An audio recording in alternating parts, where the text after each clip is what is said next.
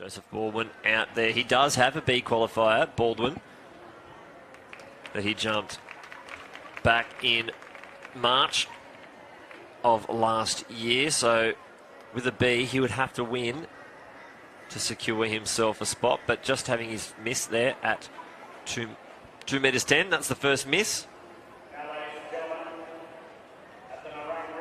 It looks like we've already lost 2 athletes in this competition. Sean Zarlik and Matthew Tilley both bowing out at 2:05 and finishing the competition with 2 metres. Still yet to jump, Brandon Stark, Nick Boych and Joel Baden.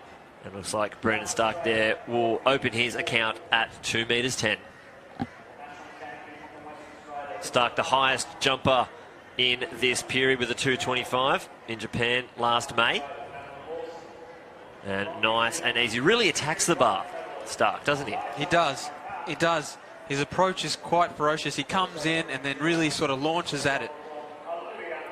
And he's one of those athletes, if you've ever seen him jump at Homebush, he literally goes as far back as possible.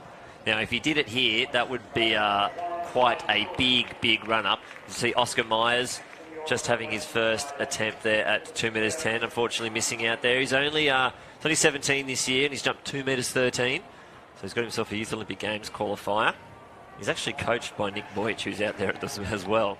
So, and Monique Myers, or Monique Dunstan, is Oscar's mum. She was a gold medalist in the 4x1 in Auckland in 1990.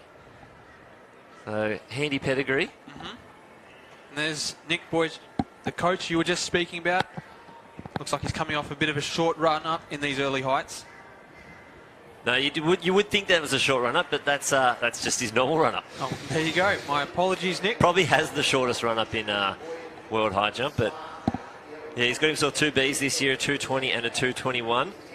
So he's finding himself some form. He was the national champion in 2014, so he was an automatic qualifier for the Glasgow Games. Made the final out there. Joel Baden very easily over that height. So it looks like everyone now part of this competition in the men's high jump. As you saw there, Joel Baden, he has another run-up that's different to the others. Yep. It's real bouncy as he comes in. He really sort of has a spring in his step as he comes in for his approach. Joel's coached by Sandro, isn't he, Basetto? Yes. Who used to coach Tim Forsyth. So he's got a handy coach there. So I'm sure the reason for him doing his run-up is because it suits the style of his jumping. But the high jump's one of those events where there's so many different styles out there to get over that bar, because there's also different builds as well. Like, you know, when you go to the elite stuff, there's athletes like a Stefan Holm from Sweden, who was probably the shortest high jumper going around. Well, he does have the world record for the difference between height of head and height of jump. And so for somebody like that, his importance, the way that he would get over the bar was more at a speed. He'd attack that bar with ferocity and really use his power to get up and over the bar, whereas some of the athletes with the springy sort of run-up, they take a little bit longer to wind up. Well, Nick Boych is probably the tallest one out there by a whole head. He's almost 2 meters 10 tall. Yep. So for him, it's a little bit different. He would be looking at 2 meters 10, most looking up at it. Yep. Whereas some of those lower heights, it's at eye level. Yep.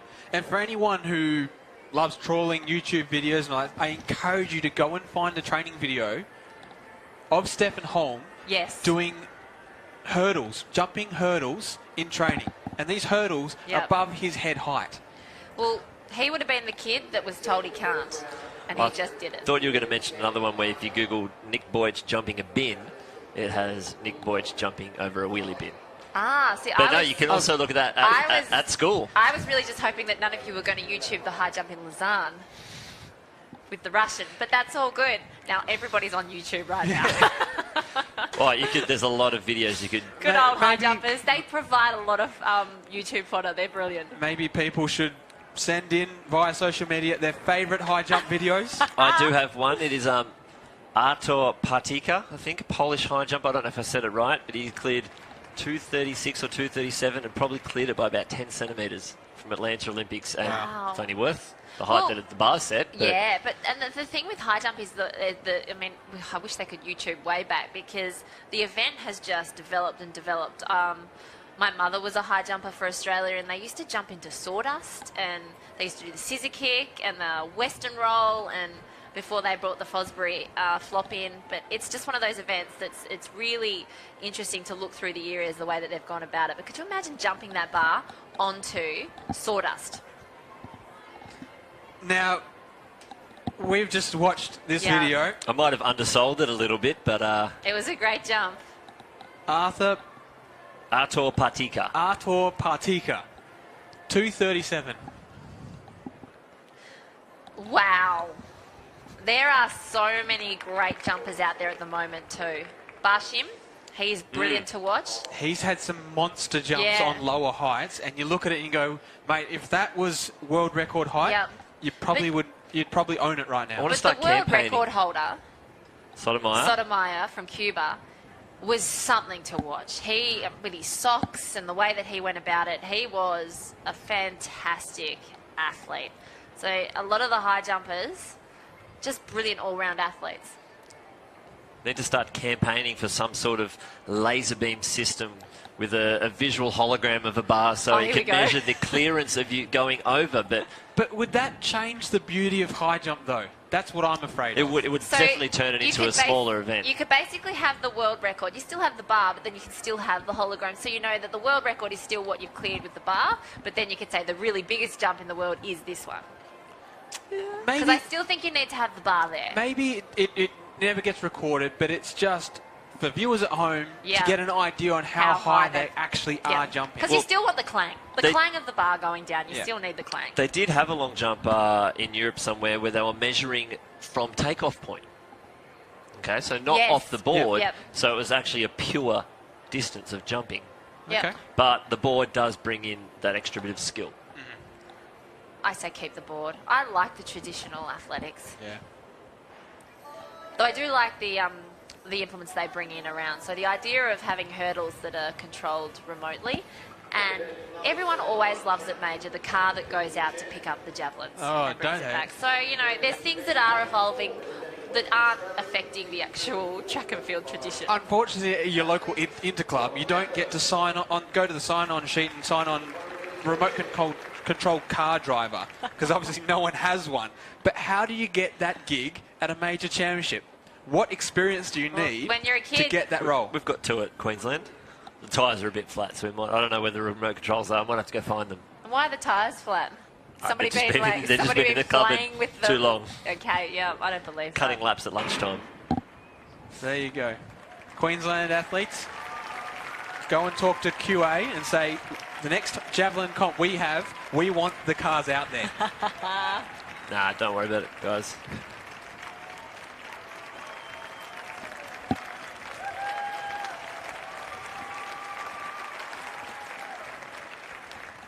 A brilliant push there from Robin Lambert in that women's 100-metre wheelchair.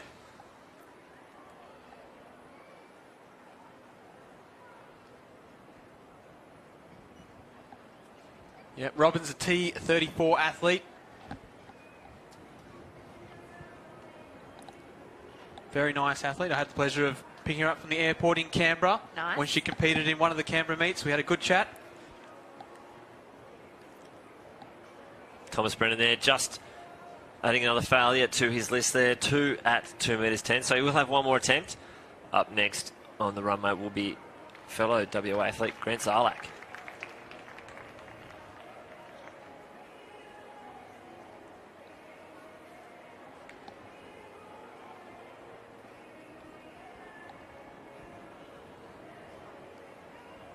It'd be really tough to push a wheelchair and be competitive when there's only the one of you out there.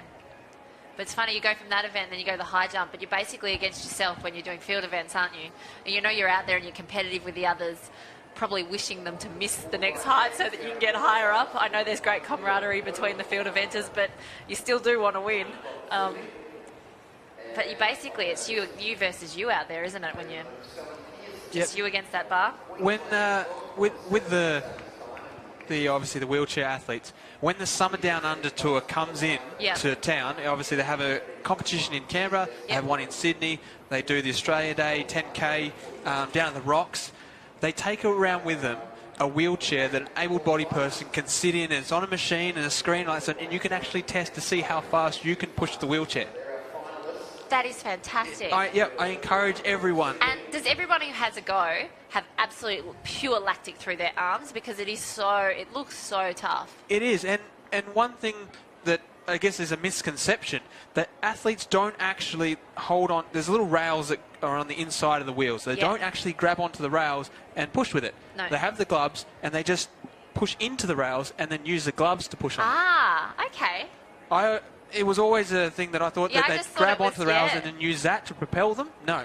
They have the gloves, they push into it, and then they use the gloves to push against the rails. Which is a whole new different technique. If you squeeze compared to pushing forward, it's a lot harder on the body. It is. Okay. But it does recruit a lot more muscle, so I suppose that can make sense. I think if I was going to do it, I'd still just want to go on the straight because it looks really difficult getting around those bends. I mean, the bends are tough running them. Imagine trying to get the wheelchair and stay in your lane. That's why they did have the difficult. calibration session on Wednesday evening, just to make sure. Obviously, no one's used this track before, so... I think one of the best events to ever watch, especially down trackside, 1,500-metre wheelchair races. It is ferocious. Very physical, doesn't it? Yeah. Absolutely ferocious. Really physical. Same with the 8s, the 800. We've got some great history. And Brenner, unfortunately, missing his last attempt there at 2 metres 10, and he'll bow out at the competition. It's been tough here. Oscar Myers also bowing out. And Grant Zarlek and Lachlan Caldwell will have one more each. And if they can get clear, they will join Joseph Baldwin, Brandon Stark, Nick Boych and Joel Baden at clearance with 2 metres 10. And with that wheelchair races, a lot of the top international races, a lot of the time you see people go down. Yep. There's crashes in the wheelchair races. Everyone's jostling and fighting for position on the rail, and it does get dangerous sometimes. Big clearance there for Zarlek. And he will join, so 5 over 2 metres 10, with Lachlan Caldwell up next to have his final attempt. Well, they're competitive at the Paralympics when they're in those wheelchairs. You can see it on the start line, etched through their faces when they have good pushes or they're not happy with their performances. But I've got to say, I do love watching the middle distance in the wheelchairs. They are ferocious out there, and they're so competitive, and everyone wants the line, the best line, and sometimes they don't get into the right position, and you have to somehow, and overtaking people around the bend is pretty tough, so they have to wait to the straight sometimes, and it's, getting back in before the bend. 6 clear now. There it is, 6 clear over 2 metres 10, so Joseph Baldwin needing 2 attempts, and Caldwell and Zarlek, Grant Zarlek, 3 attempts to get over. The bar moves up to 2 metres 15 now, with 6 left in the competition.